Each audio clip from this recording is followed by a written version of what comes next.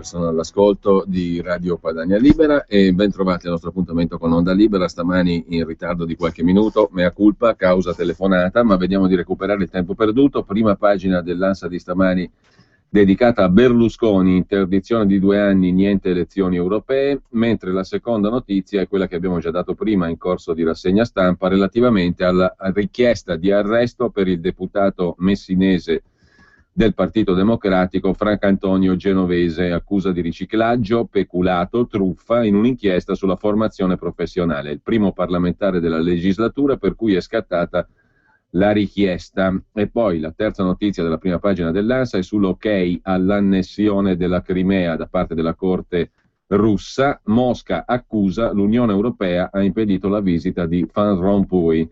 Il premier di Kiev invia il vice nella penisola, l'OSCE parla di annessione contro il diritto internazionale. Su questa questione, se poi facciamo in tempo, lo leggiamo perché è veramente un pezzo molto chiaro e molto ben scritto, quello di Felix Stanievski, che è stato ambasciatore russo in Italia e in Georgia, pubblicato ieri nella prima pagina dell'inserto del Foglio, del quotidiano Il Foglio. L'Occidente è diventato guerriero e la Russia deve difendersi. La riunificazione con la Crimea naturale e gli americani non sanno valutare le conseguenze delle loro scelte. Così il Foglio riassumeva il discorso, o meglio, l'articolo dell'ex ambasciatore Felix Stanievski, che ha un pregio fondamentale, quello della chiarezza massima, e che poi magari riusciremo a leggere. Se non riusciremo oggi lo faremo comunque prossimamente, perché la questione della Crimea va approfondita, e lo fa anche con un'intervista oggi il Manifesto a Noam Chomsky sulla questione dell'asservimento dei giornalisti al pensiero comune, altro che feroce invasione come quella che è stata raccontata dai giornali. Tutt'altro, dice il professor Chomsky, famoso linguista, professore emerito di linguistica al Massachusetts Institute of Technology, è considerato da tutti uno dei massimi intellettuali viventi, ma al di là di questo e delle classificazioni sono le argomentazioni che contano e il dito puntato sui media, sui mezzi di informazione. Oggi sciopero di 24 ore, bus e metropolitane a rischio, scrive ancora l'ANSA in prima pagina, astensione per il contratto di settore scaduto da 7 anni, agitazione in orari diversi tra le varie città. E poi ancora dal primo piano dell'ANSA di stamani una notizia che riguarda gli obiettivi di Al-Qaeda in Gran Bretagna, Stati Uniti e Francia. Al-Qaeda ha pubblicato per i seguaci una lista di obiettivi in Gran Bretagna, Francia e Stati Uniti da colpire con autobomba, incluse le partite della Premier League, della Coppa d'Inghilterra e l'Hotel Savoy. Lo scrive oggi il Telegraph Online, citando la rivista Inspire della rete terroristica. In Francia la lista indica la Valle della Dordogne, meta delle vacanze di molti inglesi, e negli Stati Uniti, oltre a New York e Washington, viene indicata anche la Sears Tower di Chicago. E rimanendo alla prima pagina dell'ANSA, una tragedia nel Ferrarese, auto finisce in canale, 4 morti, il grave incidente a Massenzatica, le vittime un uomo di Comacchio, un rodigino e 2 donne romene. Questi i titoli di stamani perlomeno dell'agenzia ANSA. A proposito della richiesta di arresto, breve inciso su Francantonio Genovese, a proposito della richiesta di arresto, il settimanale L'Espresso, l'ultimo del 13 marzo scorso, usciva con un articolo di Lirio Abbate e Primo Di Nicola la settimana scorsa, proprio dedicato al deputato del PD, ex sindaco di Messina, con la passione per le società e presunti crediti dallo Stato per 1.200.000 euro che non vuole spiegare. Avrà qualcosa da spiegare alla magistratura, presumibilmente, il deputato del PD messinese, il quale cumula lo stipendio da deputato con svariati interessi economici in Sicilia, decine di società addirittura, non una sola o 2 o 3 o 4, decine di società, bilanci per milioni di euro. Il deputato del PD è attivo in tutti i campi, dal settore immobiliare a quello dei trasporti, dai servizi alla telecomunicazione alla formazione professionale, che è il capitolo per cui adesso viene chiesto il suo arresto. Ci rifacciamo brevemente a questo articolo dell'Espresso che è uscito in anticipo rispetto alla richiesta di arresto del deputato del PD, sul quale già ne sono state raccontate tante. Con ciò ha trionfato alle primarie, ras delle preferenze e naturalmente è diventato renziano, per quanto poco possano valere le categorie non solo intrapartitiche ma anche fra i vari partiti in quell'isola completamente autonoma da tutto, che è la Sicilia, da tutto tranne che dai soldi della collettività, del resto degli italiani contribuenti. Comunque, Franco Antonio Genovese, esponente del PD, ex sindaco di Messina, un passato nella Democrazia Cristiana e poi nella Margherita dello scopritore di talenti Rutelli, è stato segretario regionale del PD, appoggiato dall'allora ministro delle comunicazioni Salvatore Cardinale, più recentemente il deputato per cui adesso la magistratura chiede l'arresto, la Camera se ne occuperà, la richiesta è stata portata alla Camera dei Deputati proprio oggi. Il deputato Franco Antonio Genovese, giusto appunto, è diventato più recentemente ispiratore della corrente chiamata Innovazioni, che praticamente è una delle correnti di Renzi in Sicilia. Alle ultime primarie per la candidatura alla Camera, dove poi è stato nominato e quindi eletto, ha ricevuto nel messinese quasi 20.000 voti su 24.000 complessivi.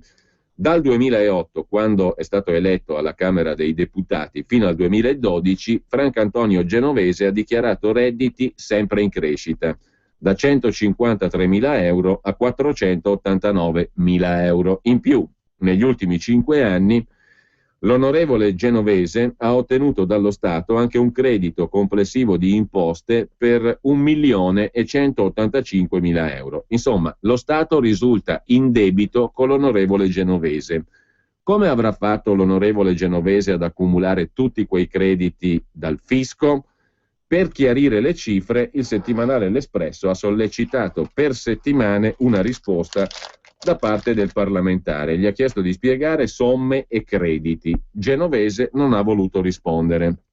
Cosa ci sarà mai dunque dietro quelle somme incasellate nella dichiarazione dei redditi del RAS delle preferenze per il PD a Messina e dintorni?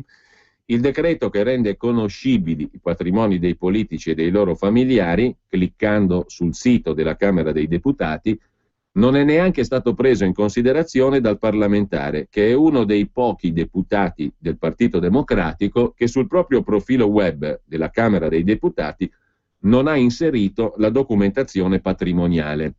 I parlamentari, nonostante il decreto che li obbliga a rendere tutto trasparente, continuano insomma a pubblicare la dichiarazione dei redditi, il numero delle macchine e dei pacchetti azionari posseduti e le spese per la propaganda elettorale in maniera del tutto facoltativa. C'è un decreto che li obbliga, ma è una facoltà evidentemente per loro, ed è la facoltà che non è prevista per legge, perché la legge invece garantisce il contrario, cioè la legge obbliga i parlamentari a mettere tutto online e il deputato genovese se n'è bellamente fregato della legge. L'Espresso è andato alla Camera dei Deputati e ha chiesto visione del fascicolo. Scartabellando è emerso che l'onorevole Genovese, per il quale adesso è richiesto l'arresto, notizia di stamani, possiede decine di unità immobiliari, decine di immobili e migliaia di azioni.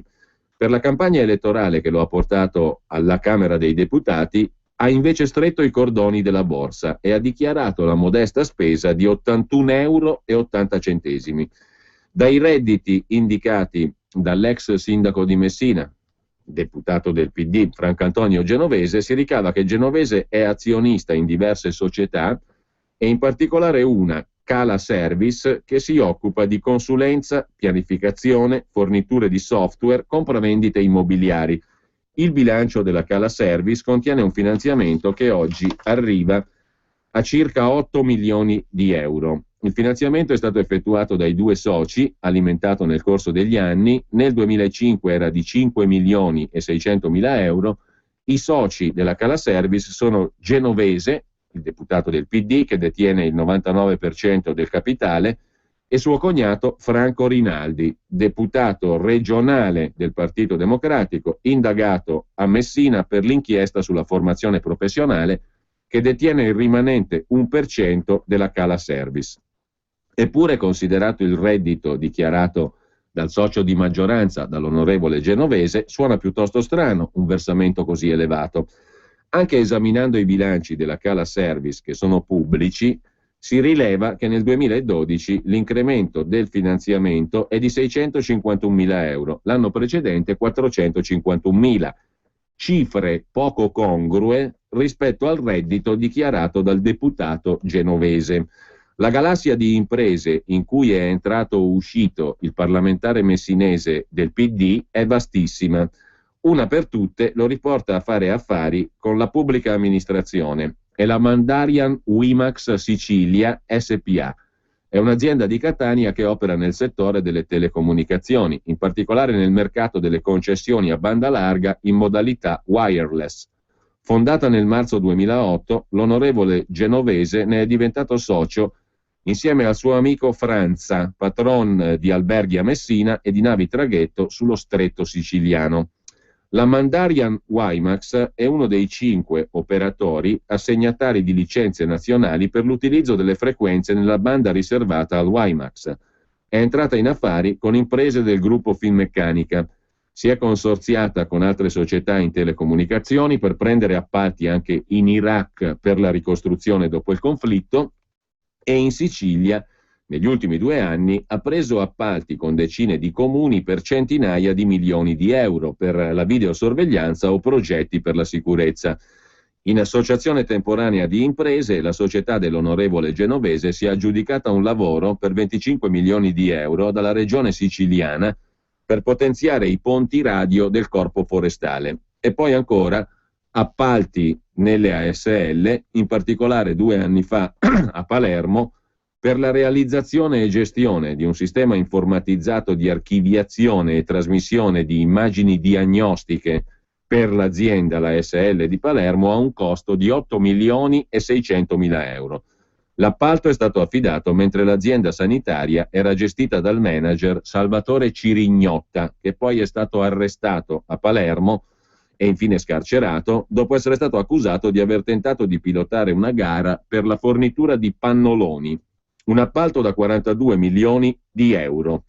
Mentre le province, secondo l'editto del governatore siciliano Crocetta, devono essere sciolte e commissariate, alle società dell'onorevole genovese arrivano altri incarichi milionari proprio dalle province, tutto sotto gli occhi del presidente della regione Crocetta, che corre voce non vada d'accordo con l'onorevole genovese, ma nonostante ciò ha inserito nella sua giunta un uomo, un assessore, che fa parte della corrente di Genovese. Si tratta di Nino Bartolotta, è alle infrastrutture e mobilità. L'ex sindaco di Messina e attuale deputato del PD, per il quale stamani si è avuta la notizia della richiesta di arresto, Francantonio Genovese, è il RAS delle preferenze nella sua città, uomo di potere e di consenso fin dai tempi della Prima Repubblica, nonostante la giovane età, 43 anni. Un consenso consolidato dopo il 2007, quando guidò il PD regionale, epoca Veltroni. Potere che si mescola agli affari con qualche grana per l'onorevole del PD. Nei mesi scorsi il deputato del partito di Renzi è stato indagato per associazione a delinquere, peculato e truffa, insieme alla moglie e ai cognati, perché coinvolti nell'inchiesta sui corsi di formazione, che è quella che poi ha determinato la richiesta di arresto di cui si è avuta notizia stamani. Per la procura di Messina c'era chi distraeva centinaia di migliaia di euro di fondi pubblici destinati alla formazione e se ne appropriava in modo sistematico, e c'era chi costruiva rendicontazioni infedeli per trarre in inganno anche la regione Sicilia. Un'indagine che ha offerto uno spaccato della gestione privatistica dei soldi pubblici, in cui è emerso il ruolo fondamentale del parlamentare del PD, per il quale è stato chiesto adesso l'arresto.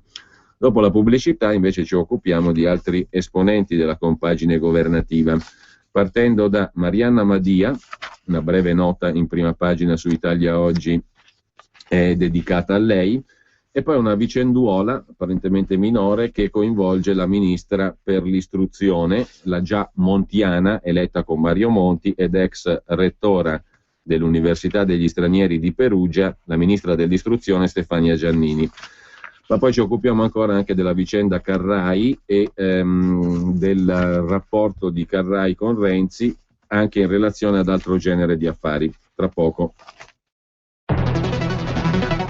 Onoranza.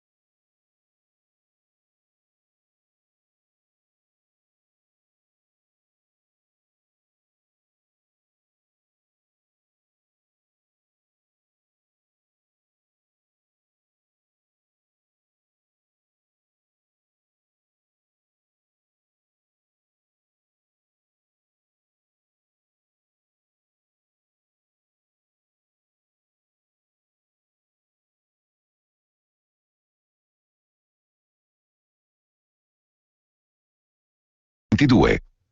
Allora, la ministra Madia, dicevamo prima, oggi a lei è dedicato la rubrica diritto e rovescio in prima pagina su Italia Oggi in relazione a una frase pronunciata in un'intervista dalla ministra Madia, appunto, nominata incautamente, scrive Italia Oggi, da Matteo Renzi, che evidentemente non poteva rifiutare, ministro della pubblica amministrazione. Marianna Madia ha proposto che i pensionati che lavorano debbano lasciare allo Stato il 50% di quanto prendono.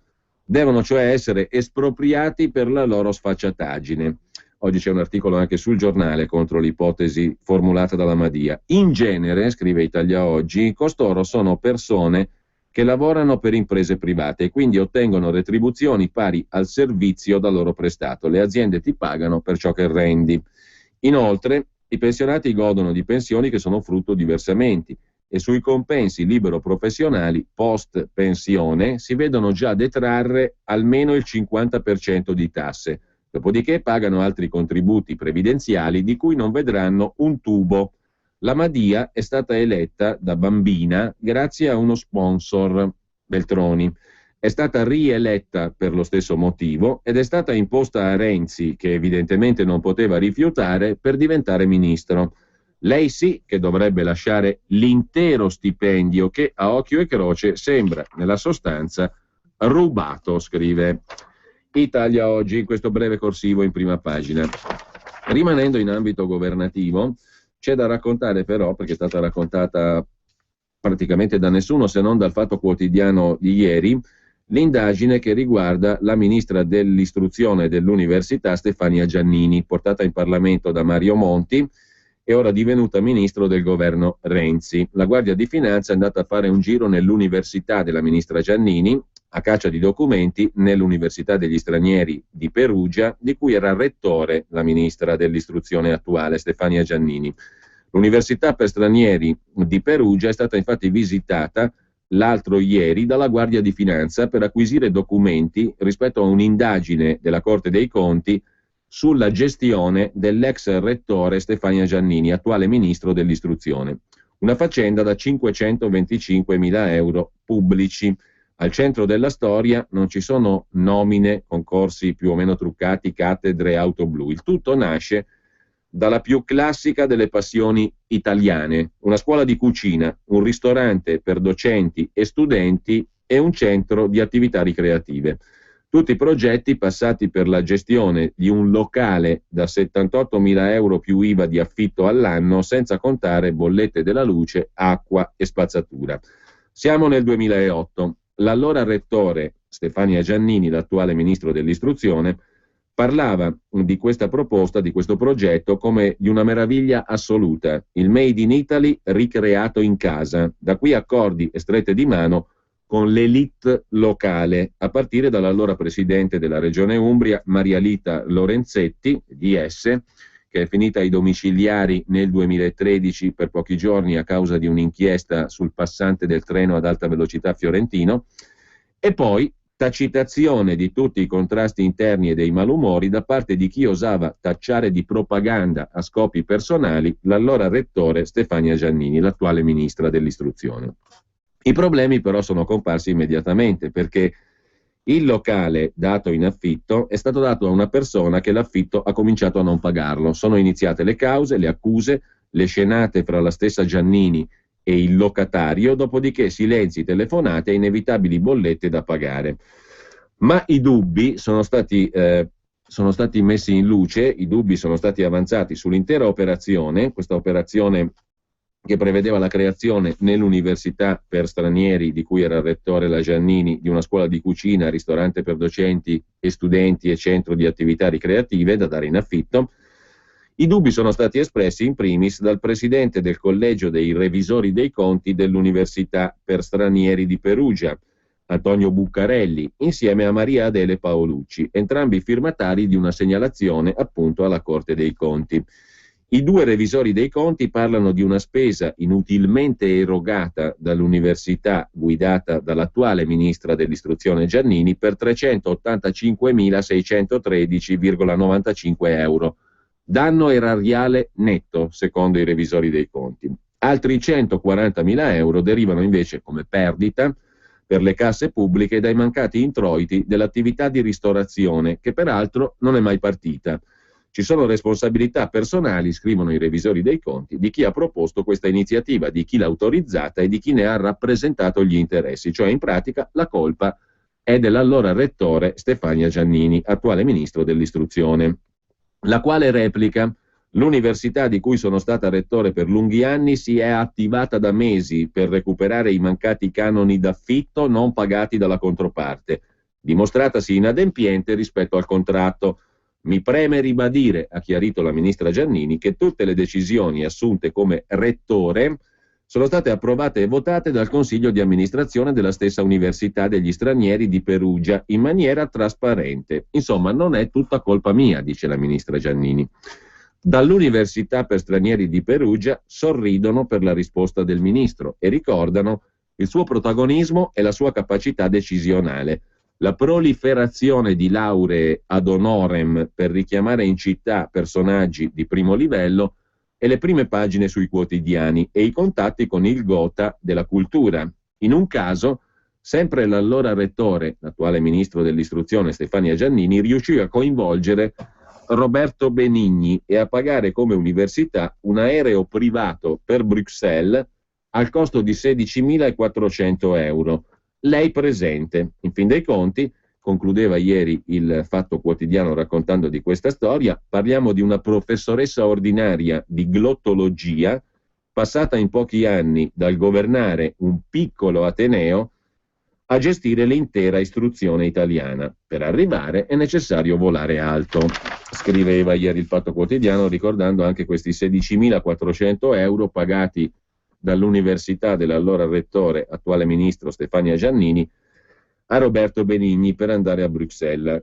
Oggi la ministra Giannini, intervistata dall'Unità, parla di questa indagine aperta dalla Corte dei Conti. Non è un'inchiesta ma una segnalazione alla Corte dei Conti, dice la ministra Giannini oggi al quotidiano L'Unità.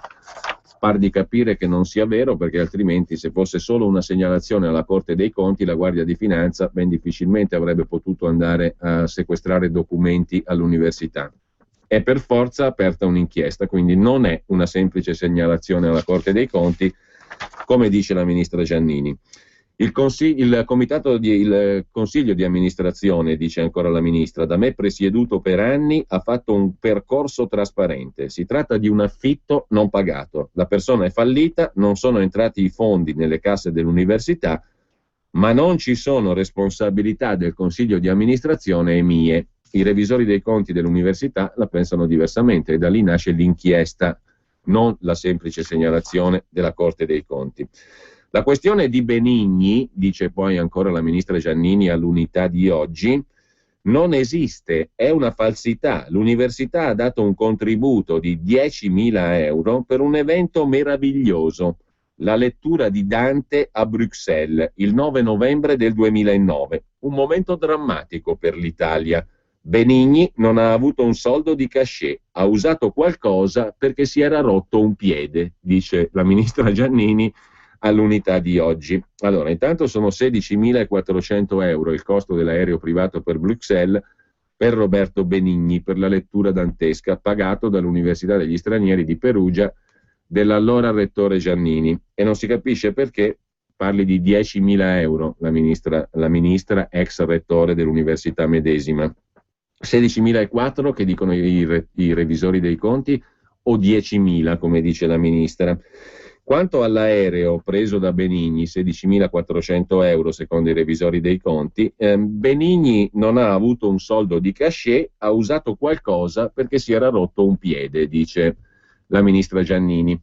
Ora, naturalmente, non è che Benigni, se non si fosse rotto il piede, sarebbe andato a piedi a Bruxelles da Firenze. Poco probabile, diciamo. In ogni caso, non mi sembra questo il punto. Cosa c'entra 16.400 euro pagati per l'aereo di Benigni con il fatto che Benigni si era rotto un piede? Non lo so, non capisco la precisazione della ministra, però evidentemente deve essere convincente perché l'ha affidata a un'intervista di oggi al quotidiano L'Unità. Sempre rimanendo in ambito governativo, anzi partendo proprio dal Palazzo Chigi, in tempo di spending review Questo vale naturalmente anche per tutti i premier che ci sono stati prima, ma noi ci occupiamo di quello che c'è oggi, perché intanto lo sport di scaricare su quelli che c'erano prima è fin troppo praticato ed anche inutile, ma poi quello che c'è oggi di premier è un Nembo Kid, ha detto che cambia tutto, rivoluzione, come ha notato Luca Ricolfi oggi sulla Stampa, è la parola d'ordine di Renzi e dei renziani, rivoluzione e rapidità.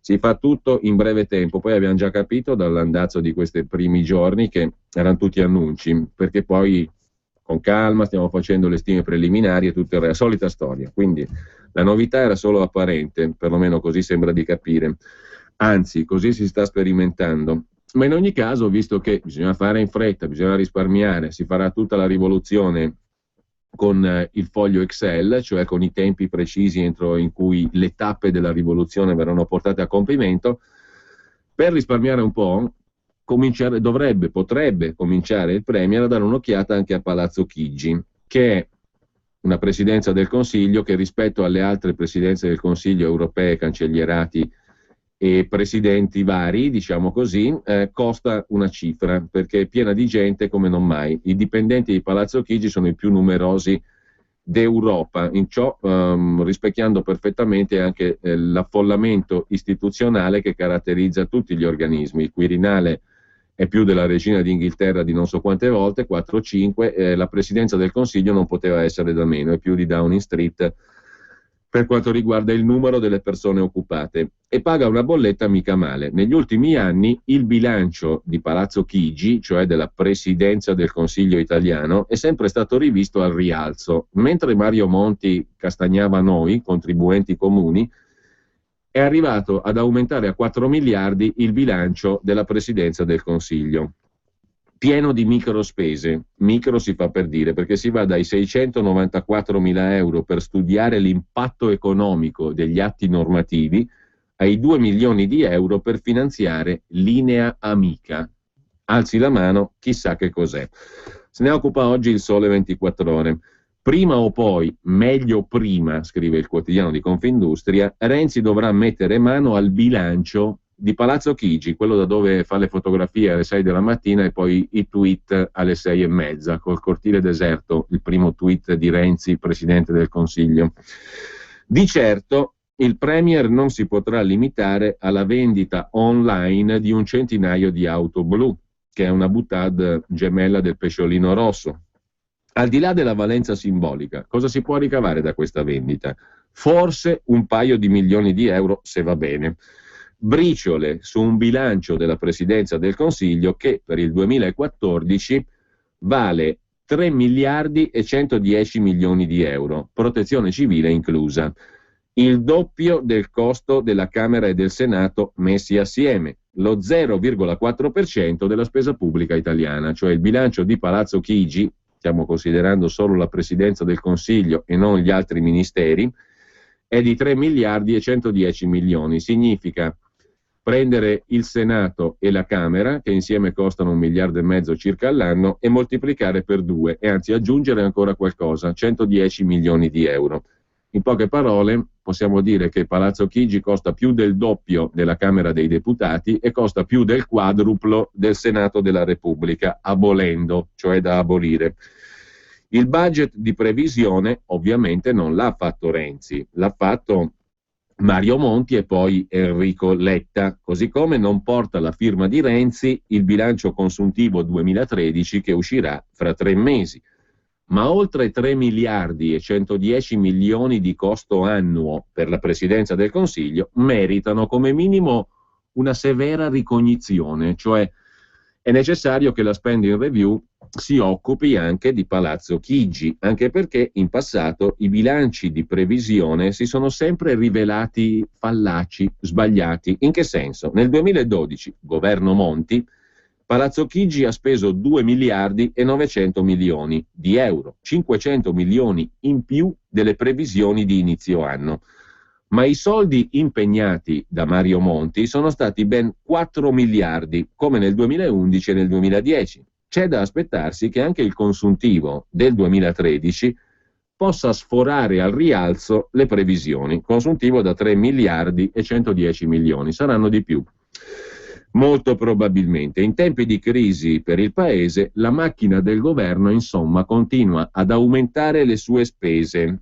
Altro che tagli. La macchina burocratica di Palazzo Chigi è imponente.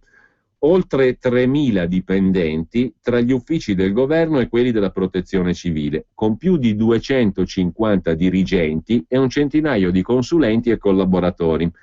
Soltanto il costo del personale e gli oneri di funzionamento della macchina governo pesano per 341 milioni, a cui vanno aggiunti 106 milioni per il servizio civile.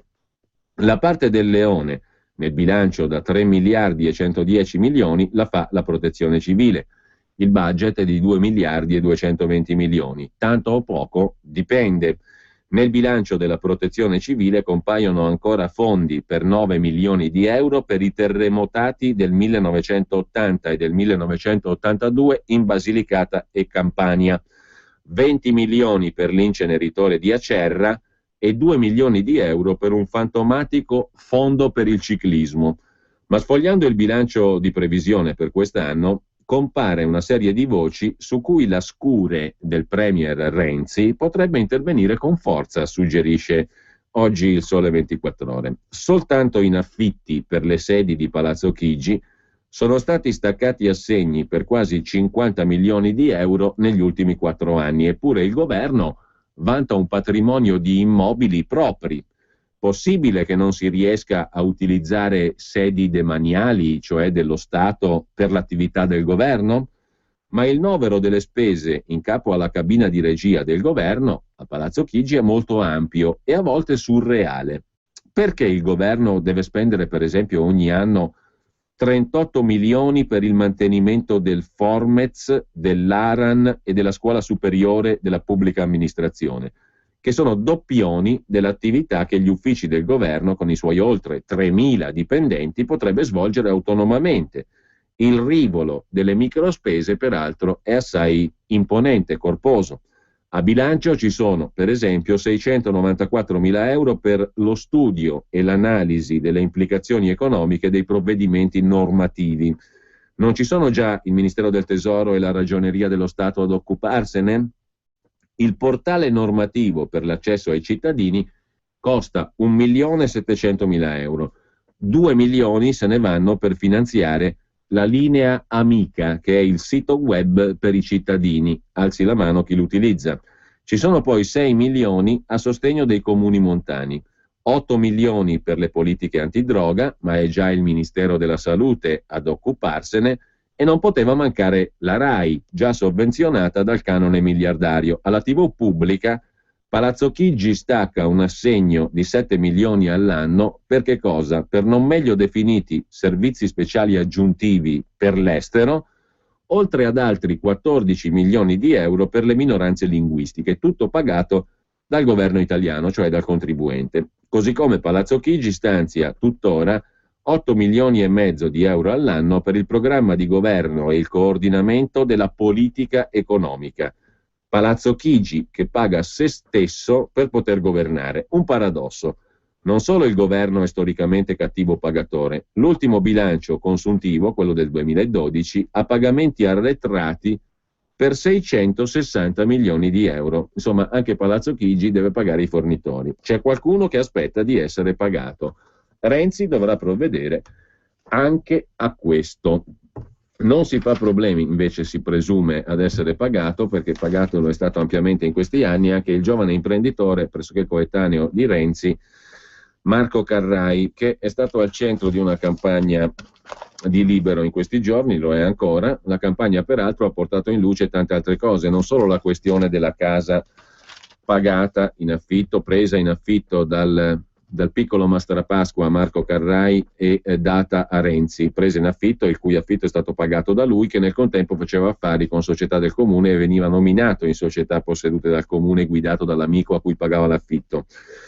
Il contratto di locazione della casa fiorentina dove Renzi ha risieduto per 32 mesi alla fine è arrivato oggi, come abbiamo visto, sul quotidiano Libero. Ma intanto, raccontava ancora Giacomo Amadori, autore dell'indagine su Libero di ieri, intanto però I conflitti di interesse a Firenze di Marco Carrai si moltiplicano. Si moltiplicano perché?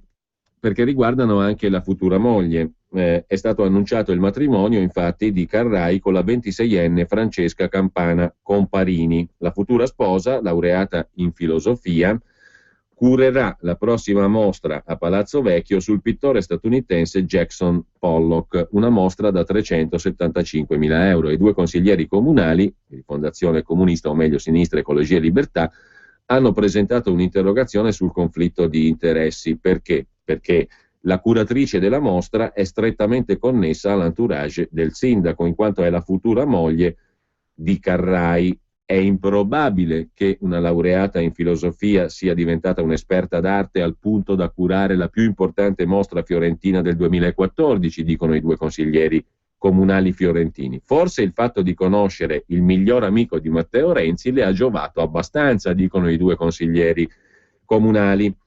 Ma i possibili conflitti di interesse di Carrai non riguardano solo la fidanzata, ma soprattutto la sua società CNT Cross Media, che ha fatto incetta di contratti nel settore dei servizi culturali del Comune di Firenze. L'azienda CNT Cross Media, guarda il caso, nasce quando? Non appena Renzi diventa sindaco e insieme a Renzi cresce, in particolare da quando i servizi aggiuntivi per la cultura sono stati affidati a un'altra società, o meglio, all'Associazione Museo dei Ragazzi, che è controllata dai comuni di Firenze e di Vinci.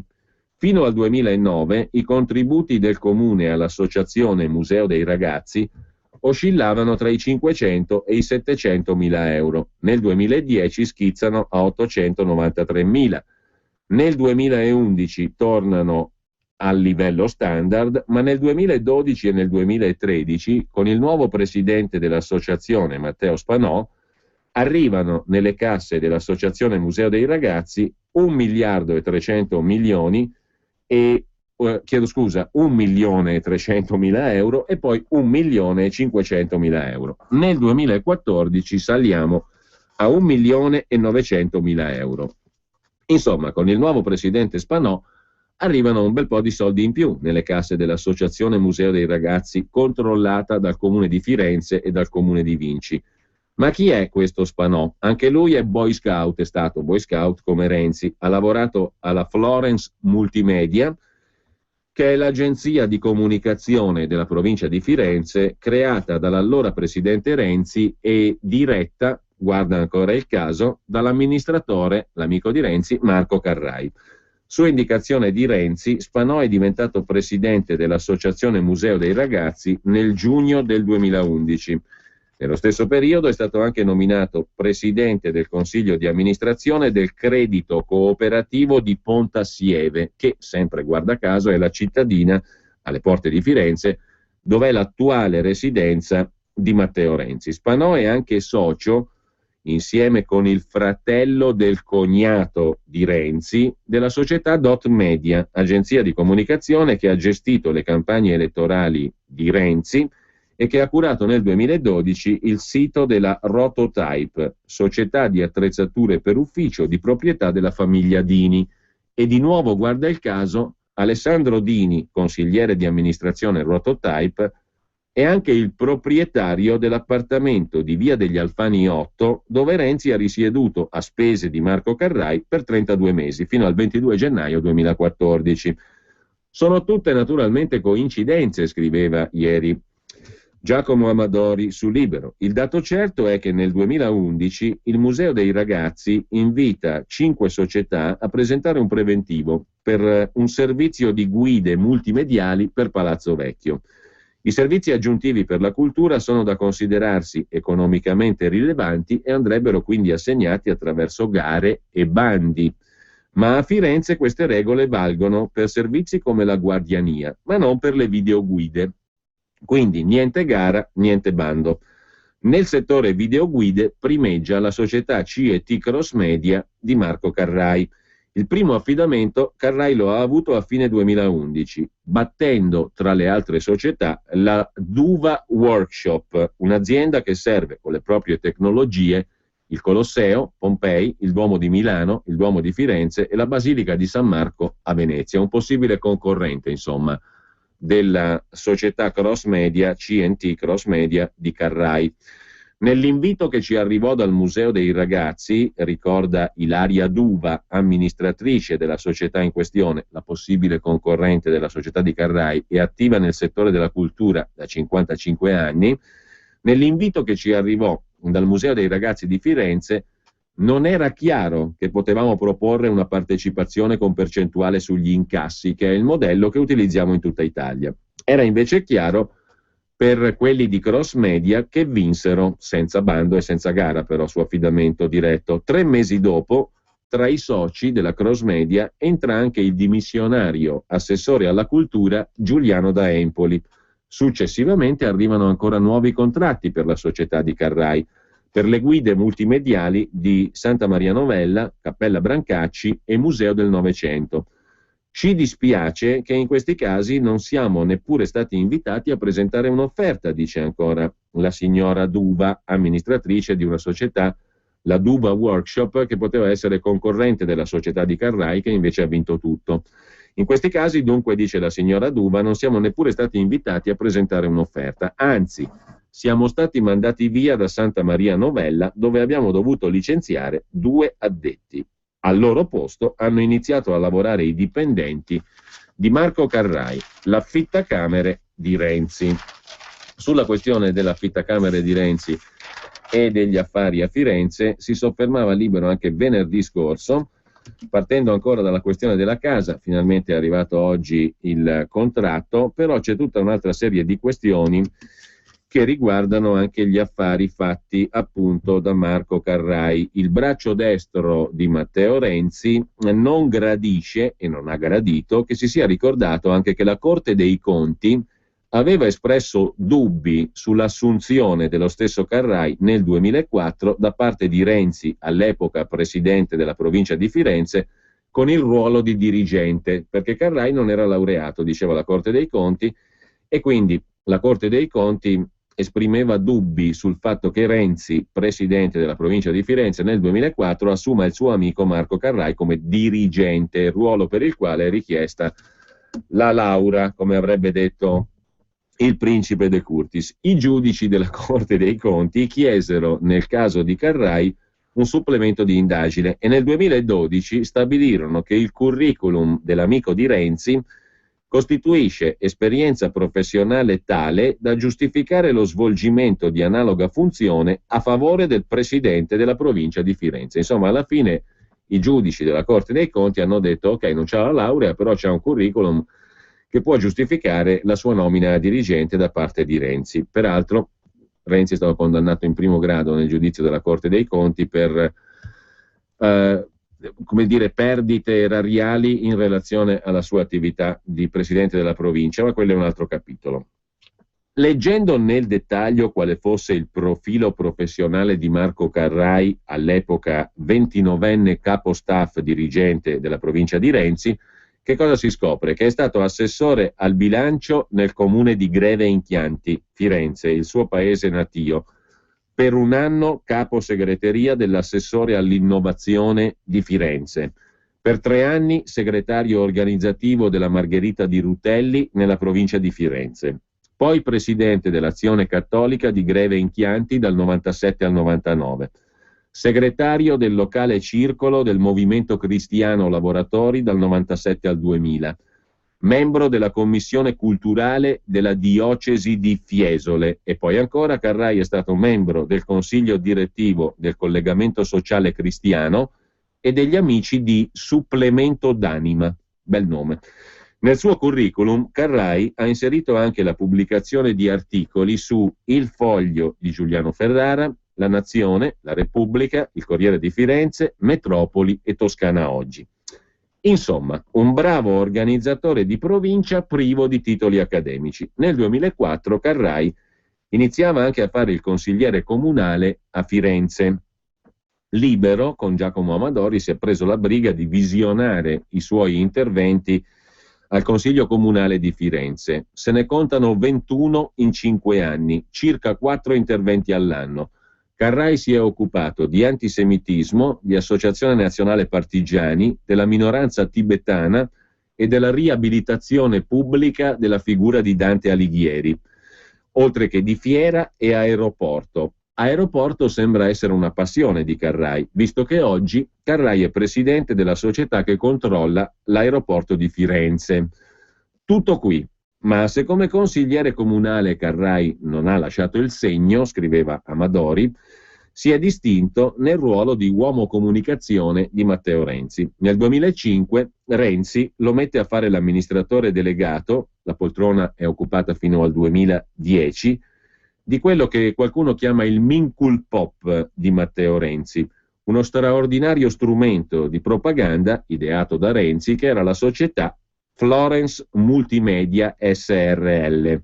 Per 5 anni Carrai ha scolpito nella testa dei fiorentini il volto e le opere del loro presidente Superman Matteo Renzi. Che cos'è Florence Multimedia SRL? È una società partecipata al 100% dalla provincia di Firenze, con una ventina di addetti, tutti assunti senza concorso. Dal 2006 al 2009 la stessa provincia di Firenze versa nelle casse di questo Minkul Pop renziano, come l'ha ribattezzato qualcuno, strumento per la propaganda, insomma, circa 9 milioni di euro nel periodo in cui Carrai è al vertice della Florence Multimedia. Nel 2006 la Florence Multimedia fattura 500.000 euro, nel 2007 2 milioni e 300.000 euro, nel 2008 la cifra sale a 4 milioni e 300.000 euro e inizia a interessare anche i sindaci revisori dei conti. Nel 2009, anno in cui Renzi viene eletto sindaco di Firenze, gli investimenti scendono a 2 milioni. Con il nuovo presidente il fatturato cala costantemente fino al milione del 2012.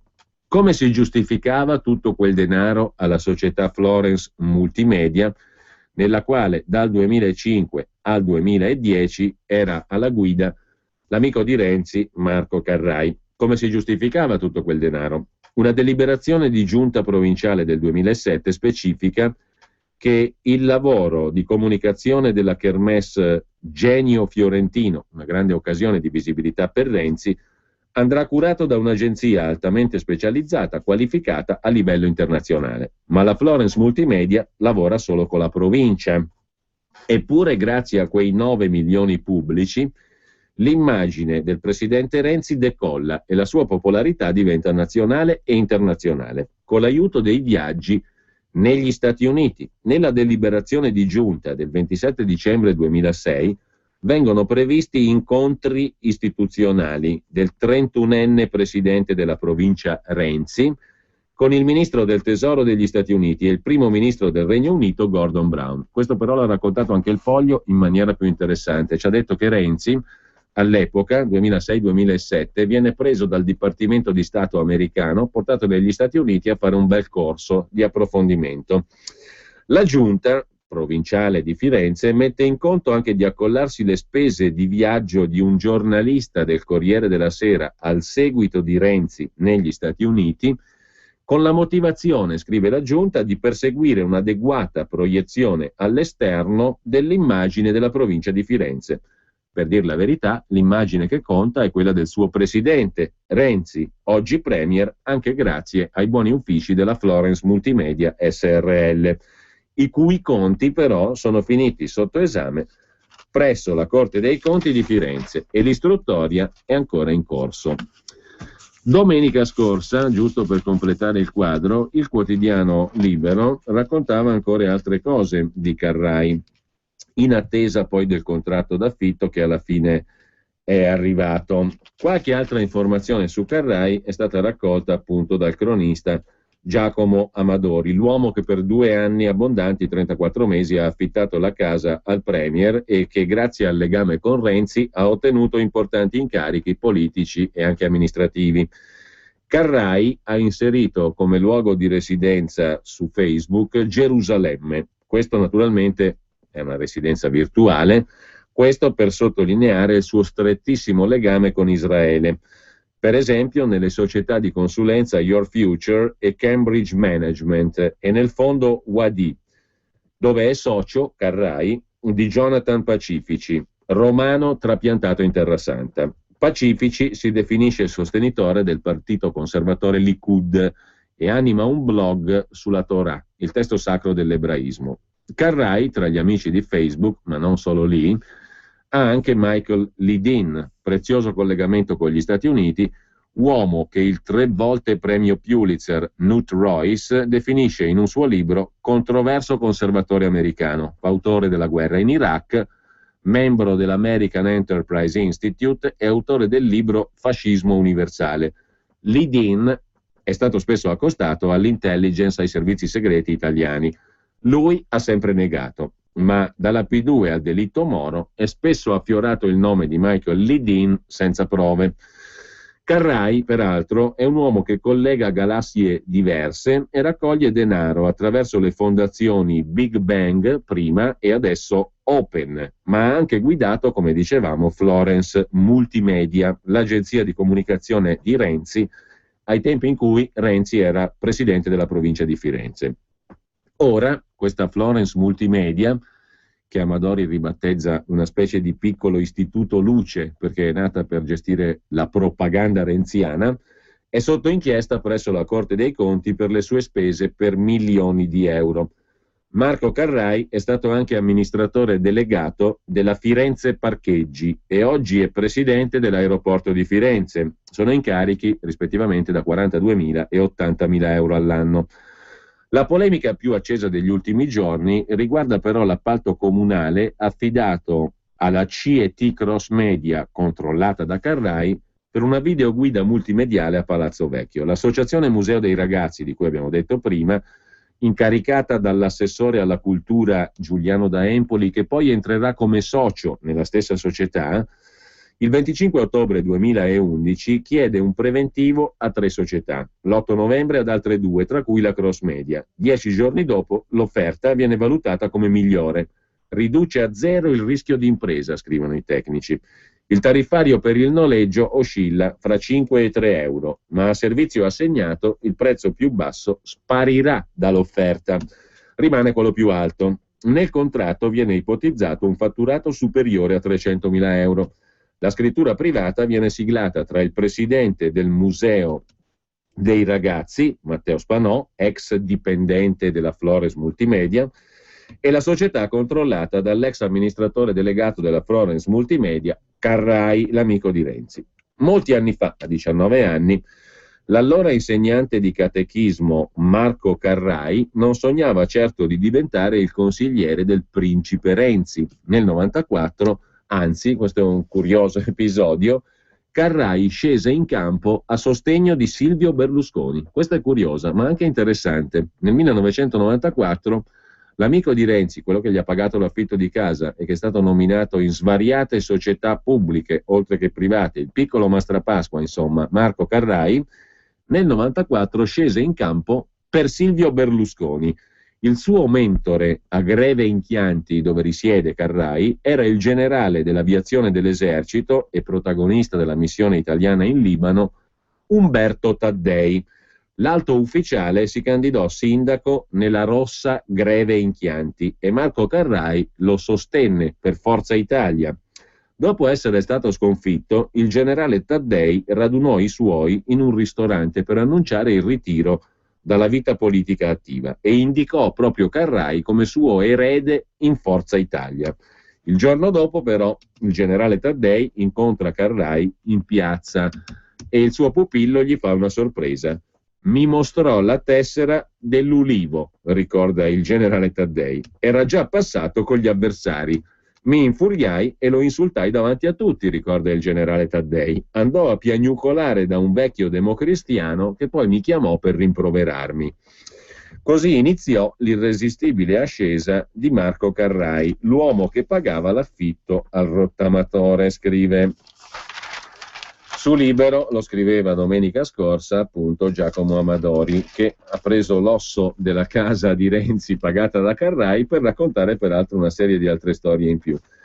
Non è che sia il massimo, diciamo, per la trasparenza tutto questo giro di affitti pagati e soprattutto di incarichi ricevuti da un comune e da una persona che poi è il sindaco, che è anche il tuo amico, che insomma tu gli paghi l'affitto e ricevi un sacco di, come dire, di incarichi pubblici con tutto un intreccio, perché poi ci sono assessori che diventano soci della società che poi riceve l'incarico dal comune per il quale erano assessori e che continua a essere guidato dal sindaco che è tuo amico. Insomma, un giro all'italiana che non è bellissimo. Poi per carità qualcuno dice guardate indietro e vedete cosa c'è stato negli ultimi 15-20 anni. Ci può essere stato di tutto, non importa. Quello che importa è oggi, perché se uno si proclama come il Messia, il nuovo che avanza, quello che cambierà tutto, il protagonista della rivoluzione, allora è giusto fargli anche le pulci. Non si tratta di fare le pulci, si tratta di conoscere.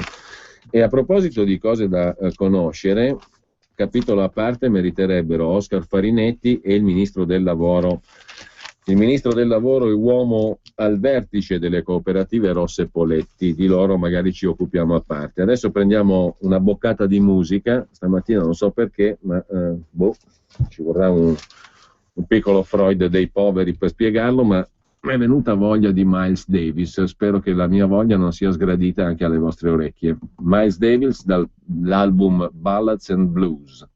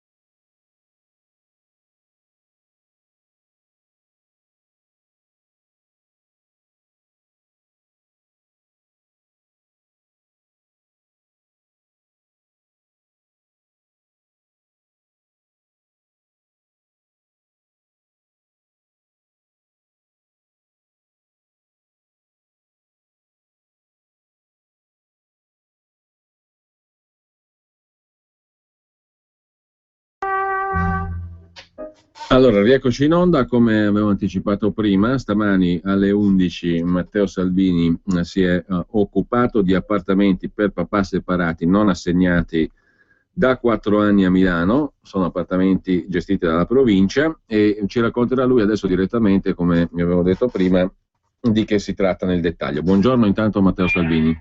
Buongiorno a te Giulio, sono seduto su un letto vuoto.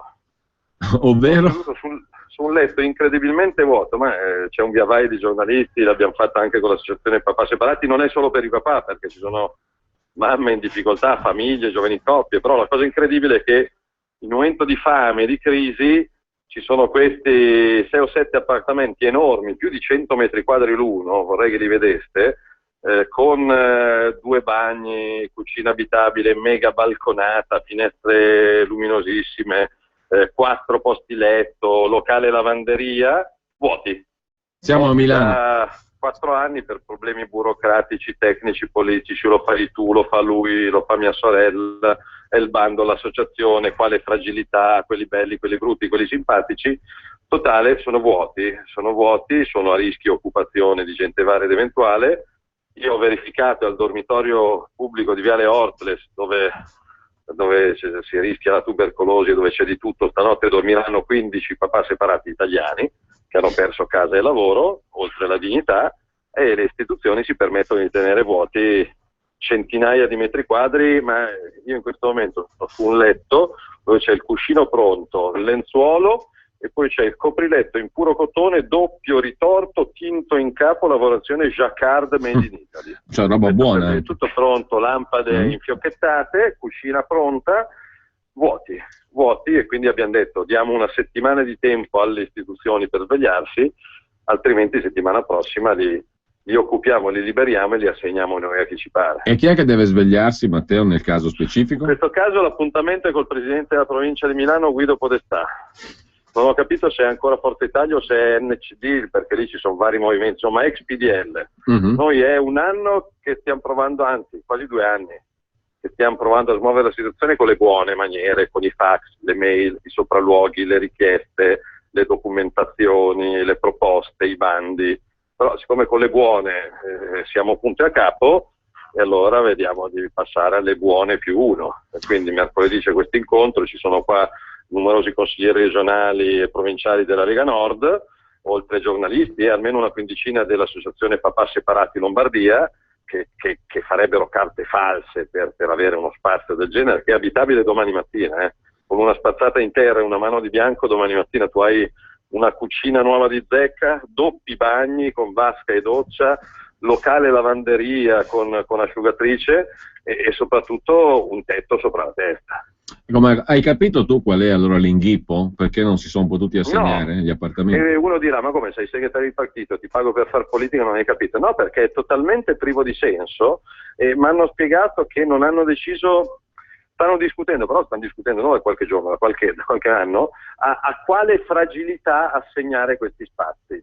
Se ai separati, ai disabili, agli ex tossicodipendenti, agli ex carcerati, però uno ne può discutere per 4 settimane, non per 4 anni, e quindi magari qualche funzionario non sa neanche che esistono queste case, qualche politico, siccome siamo in estrema periferia, non avrà mai messo piede qua al quartiere Pontelambro di Milano, però non è possibile. Dovreste vederli, ripeto, un conto è la radio, un conto è il viverli, appartamenti da 100-120 metri quadri con balconate che manco io a casa mia c'ho, e ripeto che darebbero speranza. Oggi è la festa del papà.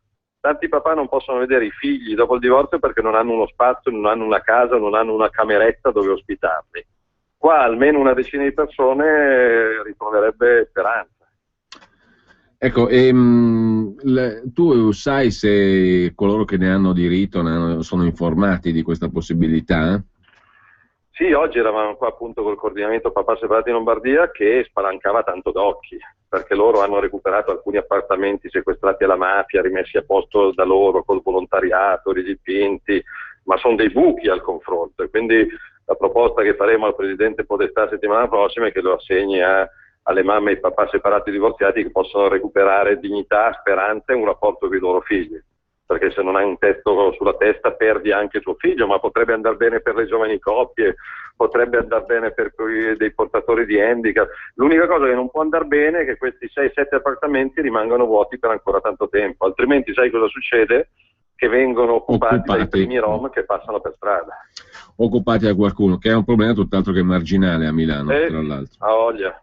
Bene. Comunque sono contento perché il quartiere ci ha accolto benissimo, il bar, la lavanderia. Dov'è che siamo? Scusa Matteo, che forse non ho capito. Siamo in via Uccelli di Nemi. Ti ricorderai che è uno dei quartieri più difficili di Milano, sì. Agli onori delle cronache, quartieri bunker, soggiorno obbligato, mafiosi. E invece è un quartiere che si sta tirando sulle maniche e vuole vivere serenamente. È chiaro che avere 10 appartamenti abitati da persone per bene, da famiglie, con i bimbi, è un passo in più verso la liberazione del quartiere. Beh, quindi, risposte per il momento dalla provincia? Ma guarda, la risposta è quantomeno hanno dato l'appuntamento a settimana prossima, mercoledì prossimo, con il nostro assessore alle politiche sociali, col nostro consigliere regionale della lista Maroni, Antonio Saggese, che è anche rappresentante dell'associazione Papà Separati. Ci andrò anch'io e vedremo di fare la voce grossa e di uscire da quell'ufficio con un impegno nei tempi e nei modi, perché poi se la provincia scompare fra 3 mesi, il rischio è che questo vada in carico magari al primo Pisapia di turno, che lo dà alla comunità rom, e a me girerebbero le palle. Va bene, grazie a Matteo Salvini. Allora. Grazie a voi e un saluto a tutti i papà, fortunati o meno fortunati, e anche a chi il papà non ce l'ha più, ovviamente. Buon lavoro, Matteo. Grazie. Era Matteo Salvini, segretario federale della Lega Nord. Intanto abbiamo giusto il tempo di dare un'occhiata alla prima pagina dell'ANSA aggiornata agli ultimi minuti. C'è la questione delle quote rosa alle europee in primo piano, il primo titolo dell'ANSA di questo momento. C'è intesa, parità nel 2019. Per il Movimento 5 Stelle un accordo truffa. La relatrice Doris Lomoro, ex assessore in Calabria della giunta Loiero, poi parlamentare del PD, in 2014 norma transitoria l'alternanza di genere a partire dalla terza preferenza. Io inviterei chiunque a leggersi il titolo dell'agenzia ANSA in apertura e poi a dare una propria valutazione. Io ve lo leggo pari pari. C'è intesa, parità in 2019, Movimento 5 Stelle e accordo truffa. La relatrice Doris Lomoro in 2014 norma transitoria, alternanza genere da terza preferenza. Supercazzola, direbbe il conte Mascetti, prematurata ovviamente.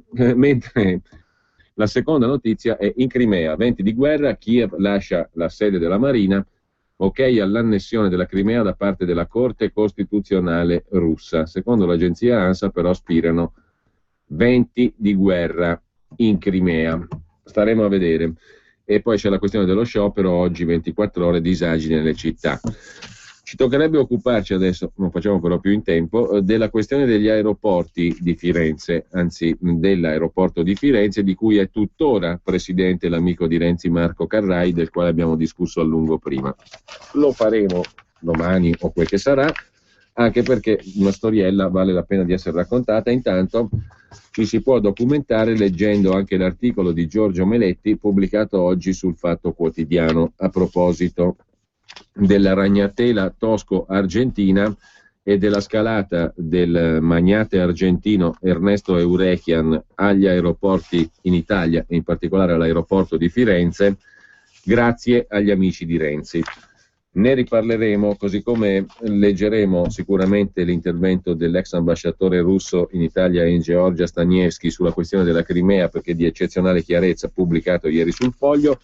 C'è anche da segnalare oggi su Repubblica, sono segnalazioni flash prima di salutarci, Repubblica 2, pagina 29, 30 e 31, Enrico Franceschini si occupa della Scozia, orgoglio e petrolio è il titolo del pezzo. Il 17 settembre gli scozzesi decideranno sull'indipendenza da Londra grazie allo sfruttamento del petrolio che garantisce alla Scozia un prodotto interno lordo degno di un emirato. Si parte da Aberdeen, 200.000 abitanti, tra le Highland innevate e il mare blu, paesaggio meraviglioso. La città di Aberdeen, 200.000 abitanti, appunto una piccola città, ha l'1% di disoccupazione, un reddito medio doppio di quello nazionale scozzese e più campi da golf per persona di ogni altra località britannica. Merito del petrolio. Orgoglio e petrolio e l'indipendenza della Scozia. Con ciò noi ci salutiamo, buona prosecuzione di ascolto a tutti e buona giornata da Giulio Cainarca. Torniamo a Miles Davis.